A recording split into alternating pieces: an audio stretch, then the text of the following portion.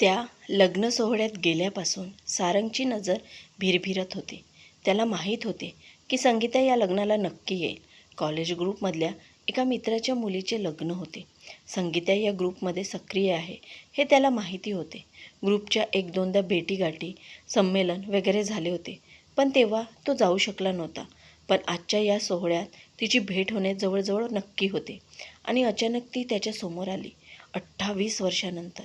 एकेकाळच्या अनुपम सौंदर्याच्या खाणाखुणा अजूनही तिच्या चेहऱ्यावर दिसत होत्या. तेच सुंदर, भावपूर्ण डोळे, तेच लोभस हास्य, तीच खळाळती ऊर्जा व आत्मविश्वास. हाय संगीता, काय म्हणतेस? कशी आहेस? मजेत. तू कसा आहेस सारंग? किती वर्षांनी भेटलास? हो ना, मी पण मजेत आहे. एकटाच आला आहेस का?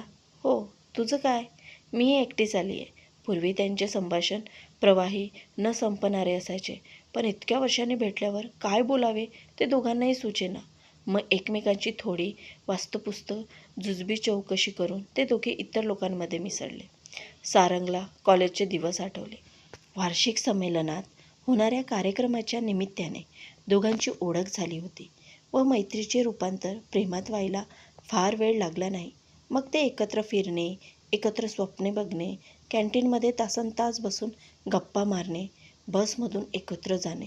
लवकरच कॉलेजात त्यांच्या जोडीला सगळे गृहीतच धरू लागले होते. सर्व मुलामुलीमध्ये व प्राध्यापकांतही ते चर्चेचा विषय झाले होते. पण संगीता एक महत्त्वाकांक्षी मुलगी होती. तिचे आयुष्यातले ध्येय स्पष्ट होते व ते मिळवण्याचा आत्मविश्वास तिच्यात होता. त्यासाठी कितीही मेहनत करायची तिच्यात क्षमता होती. सारंग हा आकर्षक व्यक्तिमत्वाचा उमदा तरुण होता. सरळ स्वभाव व बिनधास्त वृत्तीचा. सारंगला तसं काही ठराविक इप्सित साध्य करायची फिकीर नव्हती. त्याला कलेची आवड होती, क्रिकेटवर प्रेम होते, चित्रपट पाहणे, कॉलेजच्या एकांकिका स्पर्धेत भाग घेणे, अशा अनेक गोष्टींमध्ये त्याचा सहभाग असे. आला दिवस तो समरसून व मजेत घालवत असे. त्याच्या या वृत्तीचाच संगीताला राग येई. परोपरीने ती त्याला त्याच्या ध्येयावर लक्ष केंद्रित करायला सांगत असे. पण सारंगचा तो स्वभाव धर्मच नव्हता. त्याला तो तरी काय करणार? यावरून मग त्यांच्यात खटके उडू लागले. मग पॅचअप, पुन्हा खटके, पुन्हा पॅचअप, असे काही दिवस चालले. संगीताचे म्हणणे सारंगला कळत होते, पण वळत नव्हते. एकमार्गी राहण्याचा, वागण्याचा त्याने खूप प्रयत्न केला, पण तो त्याचा पिंड नव्हता. आयुष्यातील अनेक गोष्टी त्याला आकर्षित करत.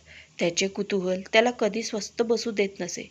एकाच गोष्टीच्या पाठी जाणे त्याला काही जमत नसे. संगीताला कळून चुकले की सारंग बदलणार नाही. ध्येयाचा एकमार्गी पाठपुरावा करणे त्याच्या स्वभावात बसत नाही. अखेर संगीताने हे प्रकरण संपवण्याचा निर्णय घेतला व सारंगला तसे स्पष्ट सांगितले. दोघांना ही गोष्ट पचवणे जड गेले, कारण दोघांचे एकमेकावर मनापासून प्रेम होते. त्यात मित्र मैत्रिणीकडून विचारणा, अनाहूत सल्ले हे सर्व सहन करावे लागले. ते वेगळे. काही दिवसातच संगीताचे लग्न एका उच्च शिक्षित श्रीमंत मुलाशी जमल्याचे सारंगला समजले. एक दिवस हे होणारच होते. तरी सारंगला या गोष्टीचा मनस्ताप झाल्याशिवाय राहिला नाही. सारंग तिच्या लग्नाला उपस्थित राहिला. नवीन दाम्पत्याला भेटतात तसा तो तिला भेटला व तिचे अभिनंदन केले. क्षणभरच दोघांची नजरभेट झाली आणि दोघांनी नजर दुसरीकडे वळवली. सारंग फार वेळ न थांबता लगेच निघून गेला. सारंगही त्यांच्या कृतीनुसार आयुष्यात प्रगती करत गेला व यथावकाश लग्न करून आपल्या संसारात गुंतून गेला. सारंग व संगीता दोघे आपापल्या संसारात स्थिरावले. दोघांच्या मनातील सल काळानुसार विझून गेल्या. पण या गोष्टी पूर्णपणे विसरणे शक्य असते का? आज या भेटीमुळे दोघांच्या दबलेल्या भावना उफाळून वर आल्या होत्या. जुन्या स्मृती जाग्या झाल्या होत्या. मधला काळ जणू काही गायब झाला होता. जे मतभेद त्या काळी महत्त्वाचे वाटले होते ते आज क्षुल्लक व पोरकट वाटत होते. मात्र ती अनेक वर्षापूर्वीची प्रेमभावना, तिला काळ बोथळ करू शकला नव्हता. ती आजही तितक्याच प्रकर्षाने जाणवत होती, पण आज शांत वाटत होते. पूर्वीची बेचैनी जाणवत नव्हती. परिस्थितीचा स्वीकार दोघांनी केला होता. प्रेमात निस्वार्थीपणा आला होता. आसक्ती नाहीशी झाली होती व फक्त निरपेक्ष प्रेमाची ओल मागे राहिली होती. सारंग समाधानाने स्वतःशीच हसला. थोडा वेळ थांबून तो हॉलमधून बाहेर पडला.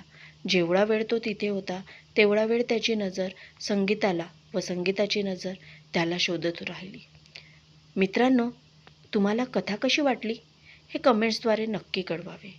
व चॅनलवर नवीन आले असाल तर आपल्या विना व्हॉइस मराठी स्टोरी या चॅनलला सबस्क्राईब करायला विसरू नका. आपण संपूर्ण कथा शेवटपर्यंत ऐकल्यामुळे आपले मनापासून धन्यवाद.